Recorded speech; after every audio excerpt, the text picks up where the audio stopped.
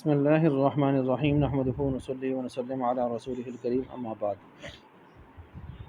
جمع المؤنث السالم وهو ما يكون بالالف والتاء واحترز به عن المكسر۔ شرح جامی سبق نمبر 42 ہے اور یہاں ہم پڑھنے جا رہے ہیں اس میں متمکن کی 16 جو قسمیں ہیں ان میں سے قسم نمبر 4 کو پڑھنے جا رہے ہیں، اور اعراب کی 9 قسموں میں سے اعراب قسم نمبر 2 پڑھنے جا رہے ہیں۔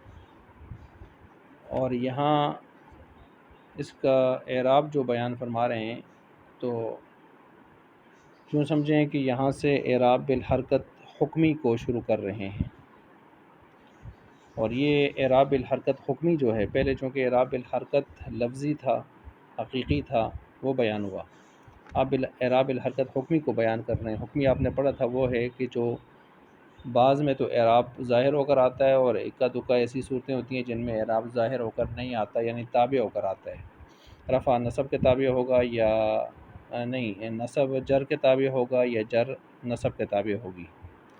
جس طرح آپ دیکھ سکتے ہیں ہن مسلماتن تو ٹھیک ہے، رأیت مسلماتن، مررت بمسلمات، نصب یہاں جر کے تابع ہوئی ہے۔ اور الٹ لے لیں غیر منصرف کو، جیسے جانی احمد تو ٹھیک ہے، رأیت احمدہ، مررت باحمدہ، یہاں جر جو ہے وہ نصب کے تابع ہوئی ہے۔ تو گویا یہ اعراب بالحرکت حکمی یہ 2 اسموں میں پایا جاتا ہے، ایک جمع مؤنث سالم میں اور دوسرا غیر منصرف میں۔ جمع مؤنث سالم کو یہاں پر غیر منصرف پر مقدم کیا ہے، اس لیے کہ غیر منصرف میں ابہام ہے اور جمع مؤنث سالم کے اندر وضاحت ہے، بالکل واضح ہے وہ، ٹھیک ہے، اور جو چیز بالکل واضح تھی اس کو پہلے لایا اور جس میں تھوڑا ابہام تھا اس کو بعد میں رکھا۔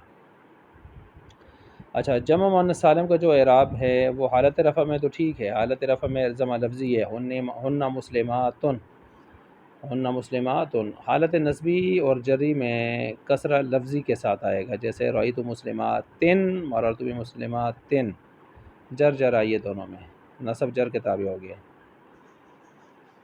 قولہ وہو ما یکون بالالف والتاء، اب یہاں سے سوالات جوابات کا سلسلہ شروع کر رہے ہیں۔ سوال یہ ہے کہ آپ نے جو جمع مؤنث سالم کا اعراب بتایا ہے وہ جامع بھی نہیں ہے، معنی بھی نہیں ہے۔ جامع اس لیے نہیں ہے، سنونا اردونا یہ مؤنث کی جمع سالم ہیں، مگر یہاں پر کیوں یہ غیر ذوی الکون ہیں تو ان کی سنتن اور ارزن، سنتن بھی مؤنث ہے اور ادھر سے ارزن وہ بھی مؤنث سمائی ہے، لیکن ان کی جمع سنونا اور ارزونا آ رہی ہے، الف تا کے ساتھ نہیں آ رہی، جو جمع مؤنث سالم ہیں مگر ان کا اعراب یہاں پر بالحرکت حکمی نہیں ہے، بلکہ یہاں پر آج ان کا اعراب بالحرف ہے، اعراب بالحرف ہے، معنی بھی نہیں ہے یہ تعریف آپ کی۔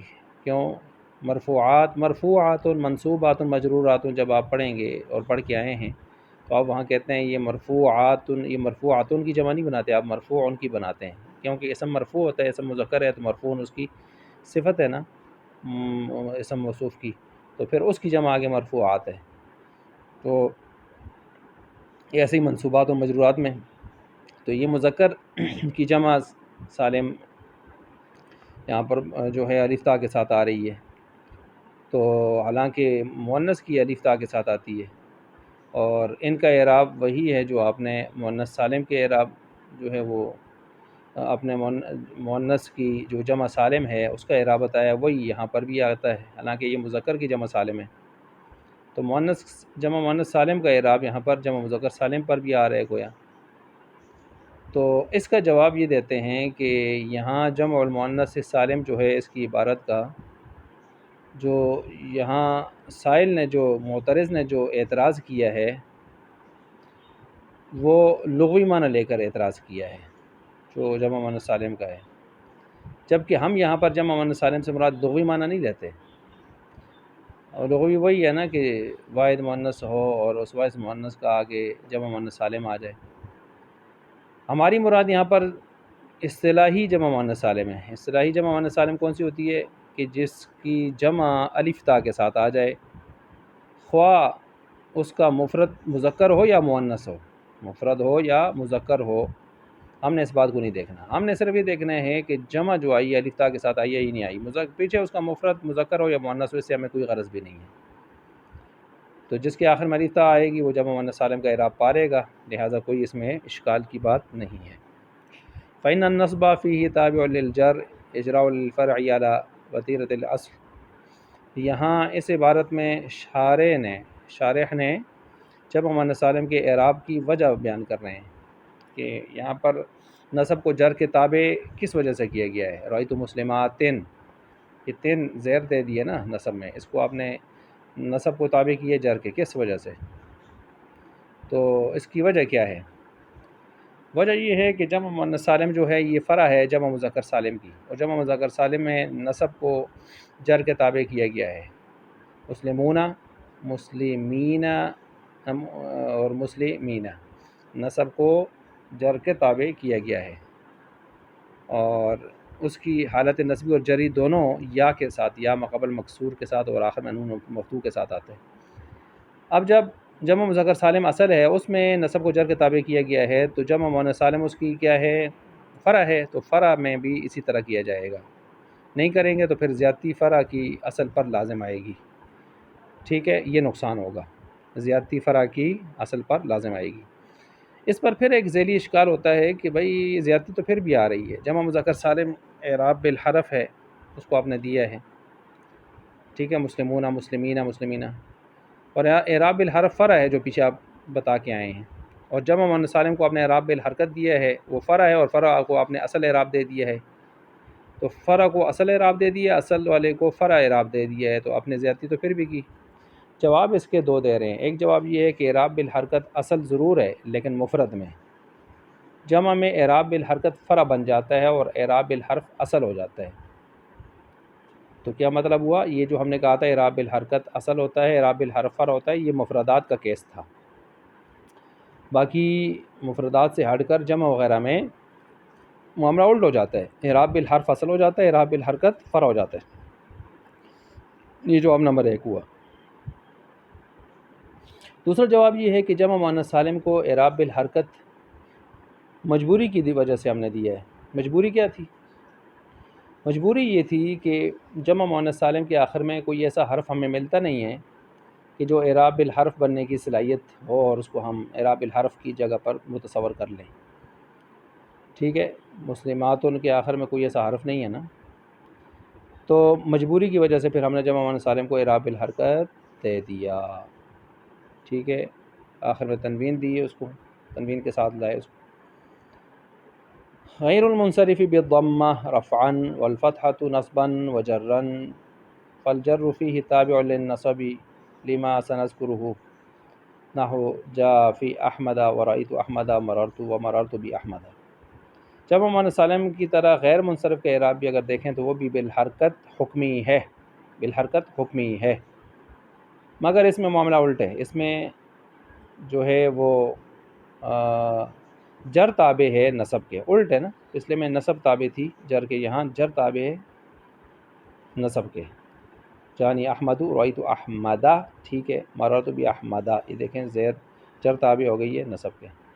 غیر منصرف، اس کی وجہ کیا ہے کہ یہاں ہم نے یہ اعراب اس کو دیا ہے؟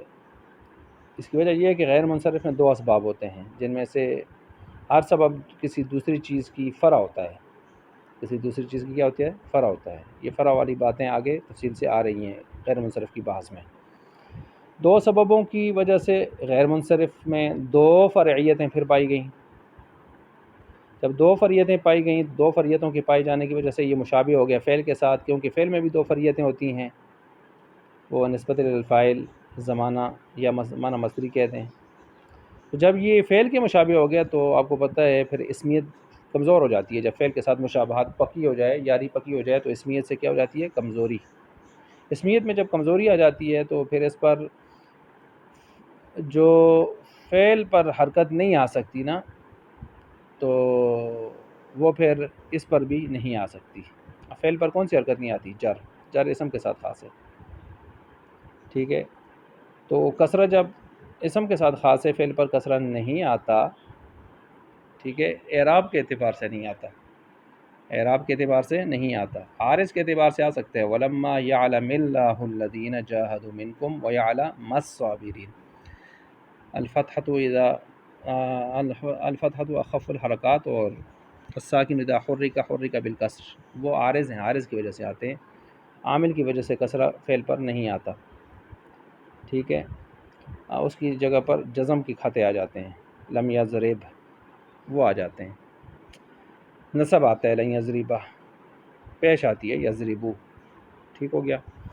اچھا، تو فعل کے ساتھ جب اس کی یاری پکی ہو گئی تو اسمیت سے کمزور ہو گئی، تو اب فعل پر جو حرکت کسرہ نہیں آتی تو اس پر بھی نہیں آئے گی، تو غیر منصرف پر کسرہ آنا منع ہو گیا، اور تنوین تو پہلے سے ہی منع ہے، ٹھیک ہے، تو اس لیے تنوین اور کسرہ منع ہو گیا۔ تو ہم نے یہ اعراب تبھی اس کو پھر دیا کہ ہم نے کسرہ کے بجائے اس کو جر کو تابع کر دیا نصب کے، ٹھیک ہو گیا۔